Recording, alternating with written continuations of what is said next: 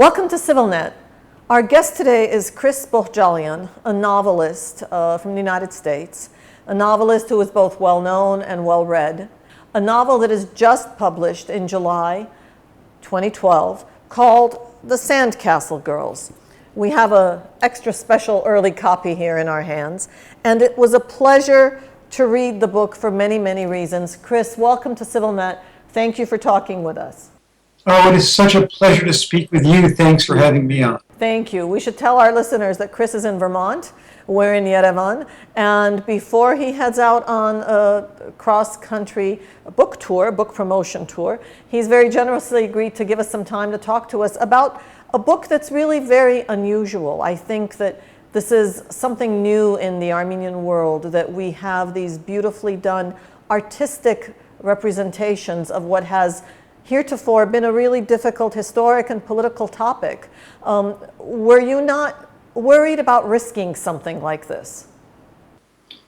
I know in my heart The Sandcastle Girls is the most important book I'll ever write. This isn't the first time that I've tried to write about the Armenian Genocide. I first tried to write about it between my novels Water Witches and Midwives back in 1993 and 1994, and that book was an absolute train wreck. I wish I could say it was merely apprentice work, but it was amateurish.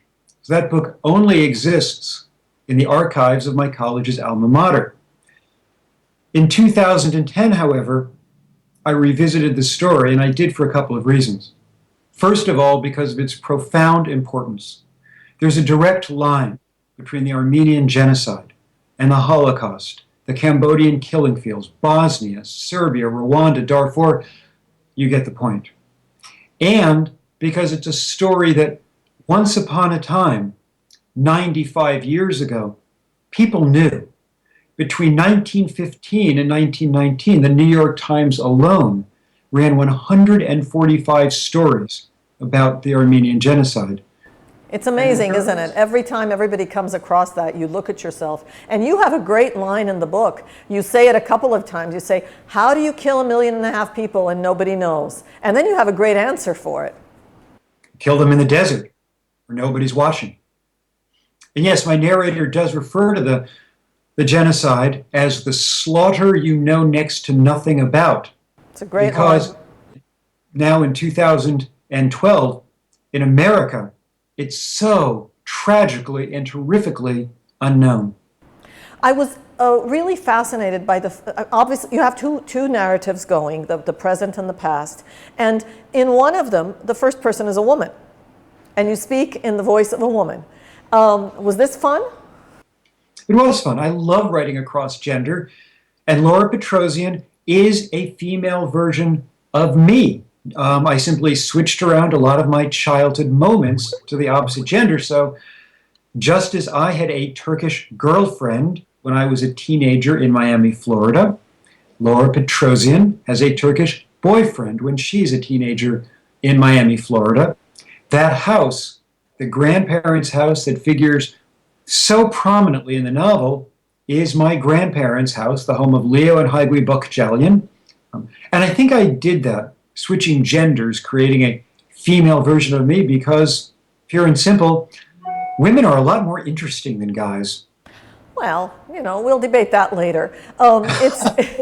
It's also interesting that that you allow all of the very complicated human stories to come out. And I have to tell you, reading this book, I thought of Elif Shafak's book, The Bastard of Istanbul, which in some ways, obviously very different, in some ways is kind of the Turkish parallel of this.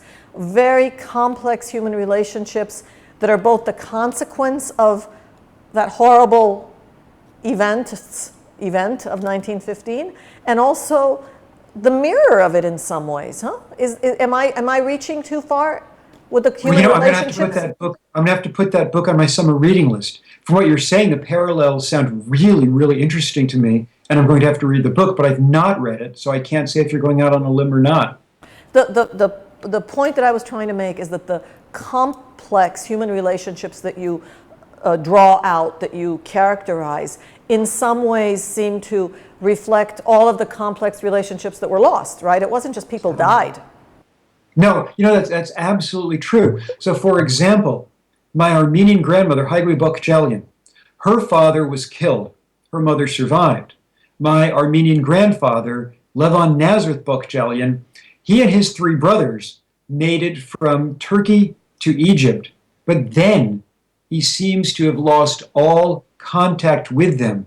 So by the time he arrived in the United States, he had no relationship to speak of with those brothers, and my aunt, who's the only one of his children who's still alive, knows virtually nothing about that side of the family.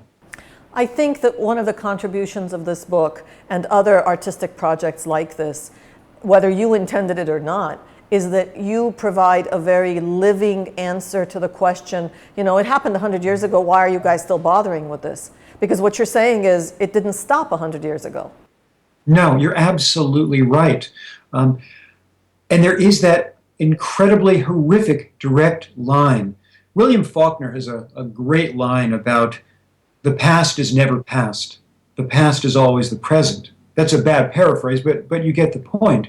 It's such a fundamental part of our history and our diaspora. Of the 10 million Armenians on this great spinning gumball Earth, only 3 million today live in Armenia. William Faulkner must have been Armenian. What do you think? I think he would have been honored to have been an Armenian, given his fascination with history and with family. Chris, let me ask you one more question before we say thank you and goodbye. Do you think that your generation has something to do with the existence of this book? In other words, are you far enough removed that you can risk tackling these awfully personal topics? That's a brilliant question and an absolutely brilliant sociological observation, and I think the short answer is yes. For example, my father, first generation American, son of Armenian immigrants. He grew up, first 5 years of his life, in a suburb of New York City, speaking only Armenian and Turkish, so that when he started public school outside of New York City, he couldn't speak enough English to even ask where the boys' room was. And so, like many children of immigrants, he reinvented himself. He became American. He became the archetypal American executive of the 1950s, 1960s, and 1970s, an ad man, an ad guy. The only time I ever heard my father speaking Armenian was when he was teasing his parents or bickering with his parents. Now, a generation removed, I think you're spot on accurate. We are able to explore these issues and examine these issues with hopefully some distance and some insight. But here's how we're handicapped.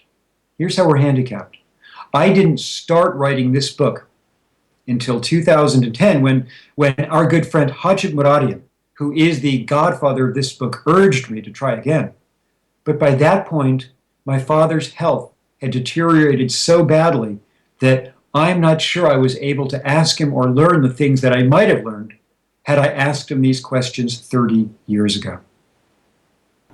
Thank you, Chris. I think at the end of the day, in the run-up to 100 years